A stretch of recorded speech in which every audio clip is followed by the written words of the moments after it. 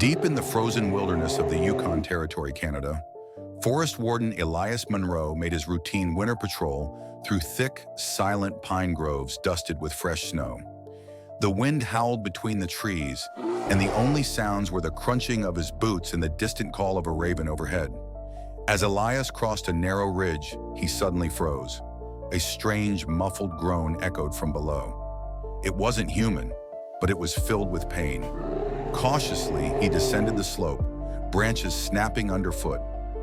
In a small glade half buried in snow, Elias found a heart-wrenching sight. A massive grizzly bear caught in a cruel web of illegal hunting traps. Its right paw was clamped in a rusted steel trap. A thick coil of barbed wire was cinched around its belly, and a snare had cut deeply into its neck. The animal's golden brown fur was matted with blood and snow, and its breaths came in ragged gasps. Instinctively, Elias reached for the rifle slung across his back. But then their eyes met. The bear's gaze wasn't threatening, it was pleading. He slowly placed his rifle on the ground. Speaking softly, Elias stepped forward. The bear grunted but didn't resist.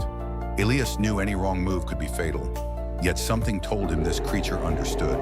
He worked quickly. First, he cut the wire binding its neck, blood seeping over his gloves. Then he loosened the barbs from its flank. The bear whimpered but didn't flinch. Finally, with a crowbar he carried for emergencies, Elias pried the steel trap open. The bear collapsed, too weak to stand. Elias radioed his station for emergency extraction, and within an hour, a wildlife rescue team arrived by snowmobile. The grizzly was sedated, then airlifted to a nearby sanctuary's medical facility. Veterinarians determined it had been suffering in the traps for days. Infection had begun to spread, and the bear was hours from death. After a lengthy surgery and weeks of recovery, the animal, nicknamed Kodiak, slowly regained its strength. Meanwhile, Elias launched a covert operation with conservation officers. Hidden motion sensor cameras, old trap maps, and days of tracking led to a breakthrough. A notorious poacher ring that had eluded authorities for years was behind the traps. After a tense sting operation, the poachers were finally arrested, and over 40 illegal traps were removed from the area. 3 months later, on a crisp spring morning, Elias returned to the sanctuary. Kodiak was ready to go home. He had fully healed, his fur grown back, eyes alert and full of life.